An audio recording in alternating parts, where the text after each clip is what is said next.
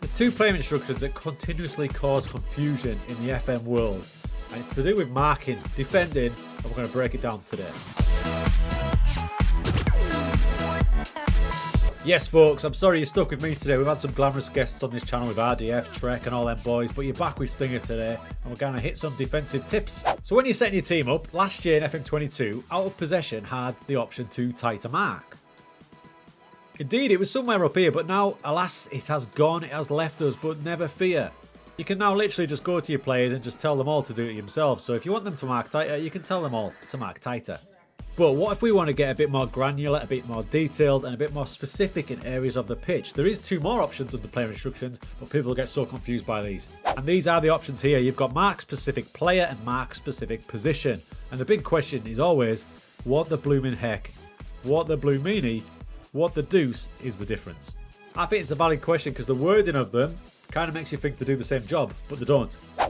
So here we are with Brozovic. He's a defensive midfielder, so you'd think, right, let's cut out their attacking midfielder. So under position, we'll go down, and if you select attacking midfielder, you can then assume, which a lot of people do, that he will mark the upcoming attacking midfielder, which is going to be Simone Verdi. However, if you think that, you're going to be disappointed, and you're going to see them miles apart all the time. Let me explain. So if you set Brozovic to mark specific position, and it is the attacking midfield position, he will basically take out and mark anybody who comes into that position. So he'll hover around, but if they come from this direction or through the middle, whatever player it is, he's going to occupy them. Simone Verdi, meanwhile, can go wherever he wants.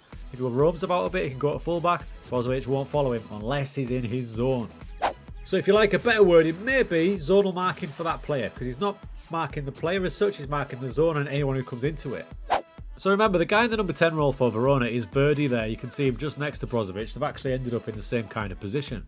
As the game plays on, Brozovic is in and around Verdi because they're both in the same role. But there, Brozovic sets right off, you see. He's not concerned with Verdi. He's more concerned about getting in the box and helping out his defence as Colon breaks around the back. Verdi now coming into the box. Here again, he's super tight to Verdi. There's Verdi in that number 10 role. But see how Brozovic passed him on there? He passed him on to the defenders because this guy's in his role. Now Brozovic cleans it up.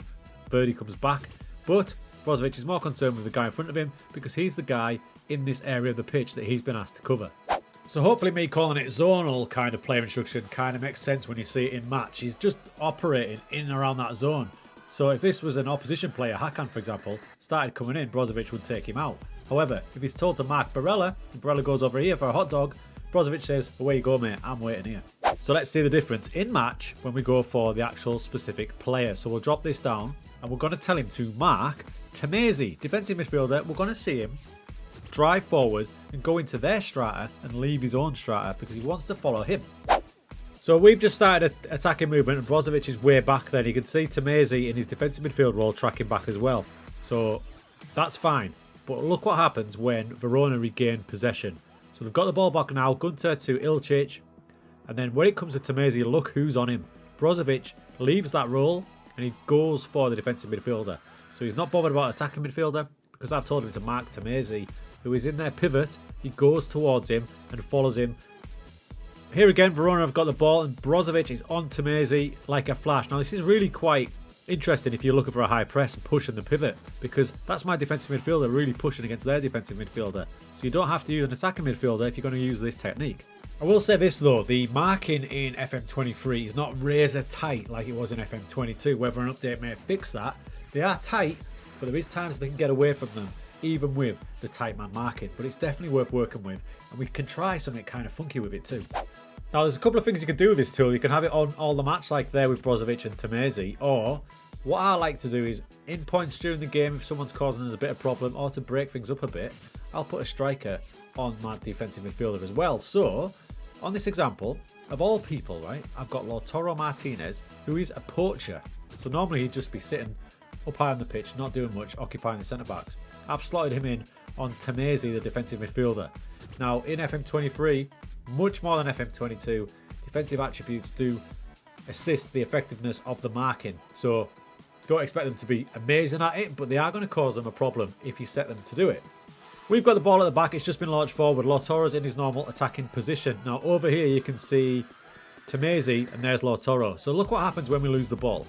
Ball goes up. Lautaro sees we haven't got the ball. Bang. He runs straight for Tamezi. Now he's a poacher. There's no way he'd be there normally. He'd be on the centre-back. But because I've told him to follow Tamezi, he's there causing him a problem. Getting up in his face there. Didn't win it, but it was all around him. See what I mean? Now he's following him there. Even go as far back as our own penalty box. Now bear in mind, he's a poacher. Normally, you can see where Lukaku is up here. He's looking at his mate saying, what are you doing over there, mate? Get back up here. But that's just a little tool you can use. I wouldn't recommend you using it right through the match because you're going to lose his attacking potency. But at points during the game where certain players causing you a problem, a strike is probably not a bad position to sacrifice because the rest of your team are going to stay in shape. Once you understand the difference between the two, it is yet another tool in your methods to press teams and your defensive shape. If you're doing a mid-block, maybe don't want a defensive midfielder jumping up into a defensive midfielder, but why not use a striker just to drop in there and push the central midfielder when you're not pushing the centre-backs? Now, as always, that is just my take and my understanding of the game. If you have a different idea of it, let me know in the comments. But through testing, that is what I'm seeing at the minute, and it's going to help me build a few tactics and break teams down using a defensive approach. And don't forget, for more on defensive pressing transitions, check out this video from Llama.